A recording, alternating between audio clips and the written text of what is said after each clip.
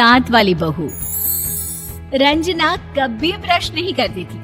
उसे कितनी बार उसके माँ बाप ने डांटा, लेकिन उसका कोई असर उस पर होता ही नहीं था, जिस कारण से उसके दांत पीले पीले हो जाते हैं। शादी के बाद अरे बहू, वैसे तो तुझ में कोई कमी नहीं है, पर तेरे दांत इतने पीले कैसे हैं बेटा?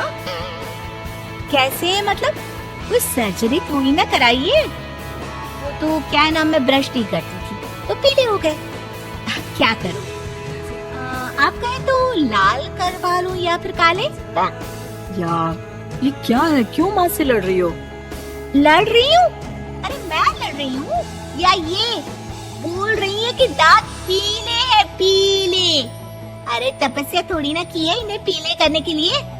बकायदा ब्रश नहीं किया है 20 साल तक, तब जाकर। छी, कैसी बात कर रही हो? ये उस वक्त तो पीले नहीं थे जब हम लोग तुम्हें देखने आए थे। अरे तब साफ करवा लिया होगा डेंटिस्ट के पास जाकर। अब देखो कैसे पीले पीले लग रहे हैं। रंजना सास की तरफ गुस्से से देखती है। फिर शुरू हो गई पीले पीले पीले। अरे पीले तो तब भी थे जब मेरे हाथ का रसगुल्ला उड़ा उड़ा कर खा रही थी और बोल रही थी, लड़की नहीं गुणों का खजाना दे रहे भाई साहब। खैर, अब वो लोग करते भी तो क्या करते, पीले दांत वाली बहू पल्ले पड़ी थी तो झेलना तो था ही। एक दिन कीर्तन में रंजना गाना गा रही थी। अरे कमला बहन, माँ का द्वार है, यहाँ तो सब शुद्ध होकर आते हैं, फिर अपनी बहू को ब्रश भी नहीं करवाती तुम। दूर से पीले पीले दांत भक्ति में बाधा उत्पन्न कर रहे हैं। अरे कोई 2 साल के बच्ची थोड़ी ना लेकर आई हूँ मैं बहू बनाकर। अच्छी खासी लड़की है, अरे कैसे करवाऊं ब्रश? ये तो उसे खुद करना चाहिए ना। अब माँ बाप तो इसके जैसे तैसे निपटा दिए, ये नहीं सोचा कि सास कैसे संभालेगी। सास बहू को लेकर घर आ जाती है, लेकिन सोच लेती है कि अब इसे लेकर कहीं नहीं जाएगी। अगले रोज बहू कहती है, अरे क्या हो गया, मंदिर नहीं जाना क्या? कीर्तन का वक्त हो रहा है। मेरी मधुर वाणी से कान्हा जी जागते हैं और सोते हैं। आप तो जानती है ना उनकी भक्ति में कितना मन लगता है मेरा। वो क्या है ना, तबीयत ठीक नहीं लग रही है मेरी, आराम करूंगी मैं। तबीयत ठीक नहीं लग रही? अभी तो मिथुन के गाने पर नाच रही थी आप, और अब बोल रही है कि तबीयत ठीक नहीं लग रही। अरे भक्ति में मन लगा लो सासू माँ, ऊपर जाना है, क्या मुंह दिखाओगी आप? हाँ? सास को बहू की बात पर गुस्सा आ जाता है। मैं क्या मुंह दिखाऊंगी, इसकी चिंता तो ना कर, समझी? अपने मुंह की चिंता कर, जो ये पीले पीले दांत लेकर हर जगह पहुंच जाती है। पता है लोग कितना मजाक बनाते हैं। ना जी ना, मैं नहीं जाना कहीं तेरे साथ। तो ये बात है, कोई ना, मत जाओ, मैं अपने कमरे में ही बैठकर भक्ति कर लूंगी। ऊपर वाला दांत थोड़ी ना देखता है, मन देखता है, भावना देखता है। और अरे बस बस, तू सब कुछ दिखा, बस ये सफेद चमकदार दांत ना दिखाना किसी को, है? जा यहाँ से। बहू को सास की बात का कोई फर्क नहीं पड़ता, वो तो जैसी थी वैसी ही रह जाती है। सुबह नहाकर किचन में खाना बनाना, फिर खाना खाना, कीर्तन भजन करना और सो जाना। एक दिन, माँ जी मैं सहेली के घर जा रही हूँ, शाम को लेट आऊंगी। हाँ, तो जाना, मैंने कौन सा तेरी आरती करनी है घर पर बैठकर। रंजना सहेली के घर जाती है, जहाँ वो पार्टी में जाने की तैयारी कर रही होती है। अरे शिखा, कहाँ जाने की तैयारी कर रही है? मैं गलत वक्त पर आ गई क्या? अरे नहीं यार, उल्टा सही वक्त पर आई है। मैंने ये साड़ी और ज्वेलरी निकाली है यार, शाम को इनके ऑफिस की एक पार्टी में जाना है। बताना कैसा लग रहा है ये सब? नहीं यार, इस ड्रेस के साथ तो वो वाली ज्वेलरी अच्छी लगेगी।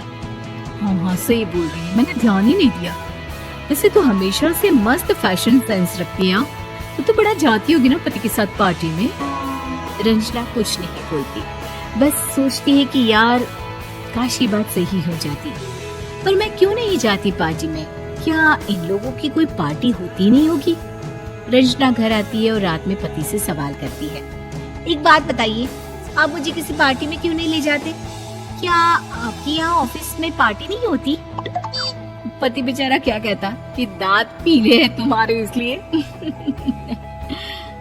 अरे कोई पार्टी होती नहीं हम लोगों के ऑफिस में, तो कहाँ से लेकर जाऊं?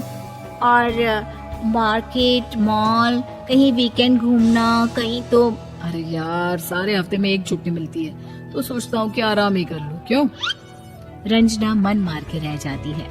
पहले कभी सास के साथ मंदिर जाया करती थी, लेकिन वो भी सास ने ले जाना बंद कर दिया। घर बैठी बैठी रंजना बोर हो जाती है। तभी उसे आइडिया आता है और वो मायके जाने का सोचती है। सासू माँ, 2 दिनों के लिए मम्मी के घर जा रही हूँ। अच्छा ठीक है, आराम से जा। और हाँ, माँ से कुछ अच्छी आदत सीख कर आना कि कैसे शरीर के हर भाग की तरह दांतों की सफाई भी जरूरी होती है, समझी? शुरू हो गई ना आप। वो लोग आपकी तरह नहीं है कि छोटी छोटी बात का बतंगड़ बना दे। उन लोगों के लिए मैं मायने रखती हूँ, ना कि मेरे पीले पीले दांत। रंजना माँ को बिना बताए उन लोगों को सरप्राइज देती है, लेकिन जैसे ही वो दरवाजे पर पहुंचती है, अंदर देखती है कि घर वाले कहीं जा रहे होते हैं। अब माँ, काश रंजना दीदी के दांतों वाली प्रॉब्लम नहीं होती, तो वो भी हम लोगों के साथ चलती ना बुआ जी की बेटी की शादी में।